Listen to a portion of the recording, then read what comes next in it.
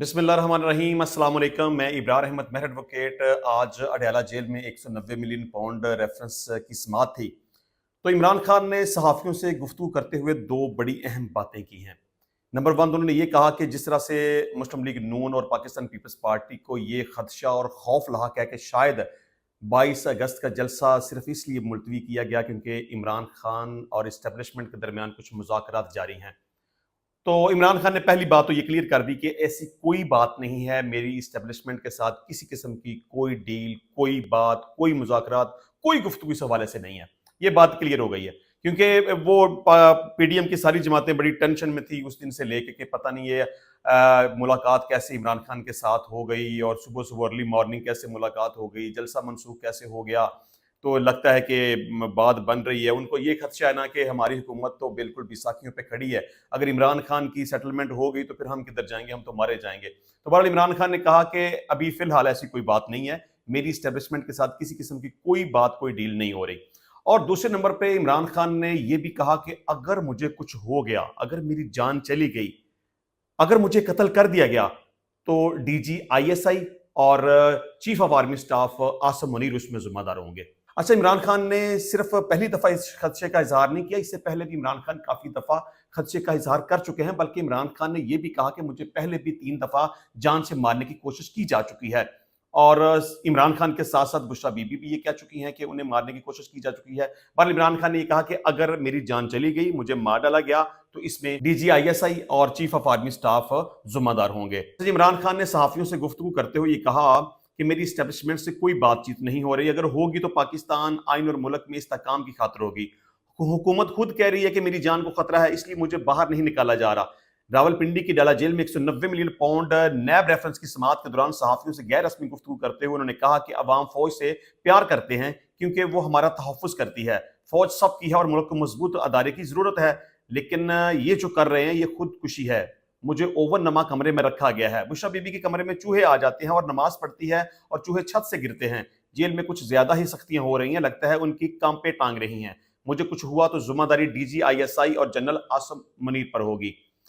इमरान खान ने यह भी कहा कि बलोचिस्तान समेत मुल्क भर में बदअमनी है, जराइम में इजाफा हो रहा है, लोग लूट रहे हैं। फार्म 47 की हुकूमत ने कोई इस्तेलाहात नहीं की, ना तो अखराजात में कमी की और ना ही आमदनी में इजाफा किया। कर्जों पे कर्जे लिए जा रहे हैं और बहुत सारा गरीब आवाम पर डाला जा रहा है। आइंदा बजट में तो और भी महंगाई होगी। इमरान खान ने कहा कि 9 मई का बयानिया 8 फरवरी को कौम ने मुस्तरद कर दिया, सब ने देख लिया। बांग्लादेश में देखें, अवाम बाहर निकली तो अपना हक लिया।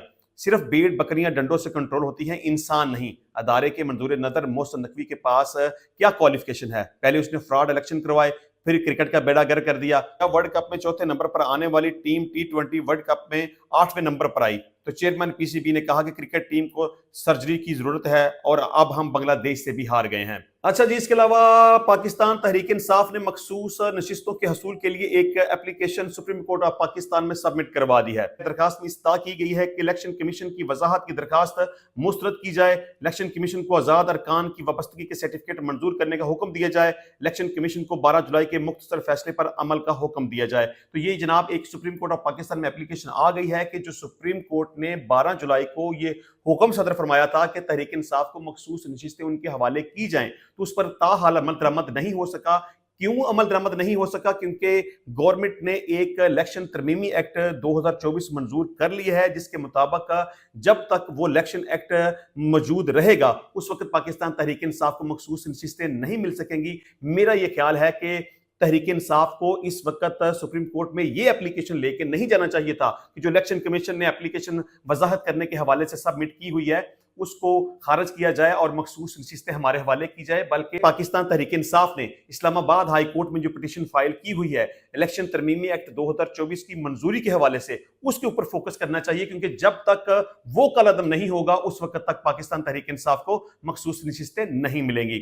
अच्छा जी, इसके अलावा इमरान खान की हमशीरा अलीमा खान ने कहा कि अब रास्ते में रॉकेट लॉन्चर भी आ जाए तो जलसा जरूर होगा। आपको पता है कि 22 अगस्त का जलसा मनसूख कर दिया था। उस हवाले से इमरान खान ने कहा कि ये मेरी बड़ी गलती थी, मुझे जलसा मनसूख नहीं करना चाहिए था। लेकिन अब इमरान खान ने यह कहा कि अब हर सूरत में 8 सितंबर को इस्लामाबाद में जलसा होगा اور अपने कारकुनान को मुखातब करते हुए उन्होंने ये भी कहा कि अब जो कुछ भी हो जाए, चाहे कोई मेरा नाम लेकर भी कहे कि जलसा मनसूख कर दिया गया है, तो आपने किसी की बात पे कान नहीं धरना और तमाम रुकावटों को अबूर करते हुए इस्लामाबाद की तरफ जाना है और हर सूरत में जलसे में शमूलियत इख्तियार करनी है। इसके साथ साथ आपको यह भी बता दूं कि पाकिस्तान तहरीक इंसाफ ने 27 अगस्त को जो अनाउंसमेंट की हुई थी कि लाहौर में जलसा होगा, वो मनसूख कर दिया गया है। लेकिन अब देखते हैं कि 8 सितंबर को पाकिस्तान तहरीक इंसाफ जलसा कर पाती है कि नहीं कर पाती। लेकिन इस हवाले से मैं पहले भी कह चुका हुआ हूं कि पाकिस्तान तहरीक इंसाफ को मासवाए केपीके के कहीं पर भी जलसा करने की इजाजत नहीं दी जाएगी। लेकिन इस वक्त चूंकि पाकिस्तान तहरीक इंसाफ बहुत कमिटेड और डिटरमिन्ड नजर आ रही है और उन्होंने तहैया किया हुआ कि हर सूरत में वो जलसा करके रहेंगे, तो मैंने इस हवाले से पहले भी अपनी राय का इजहार किया था कि पाकिस्तान तहरीक इंसाफ इस दफा जलसा करने में कामयाब तो हो जाएगी,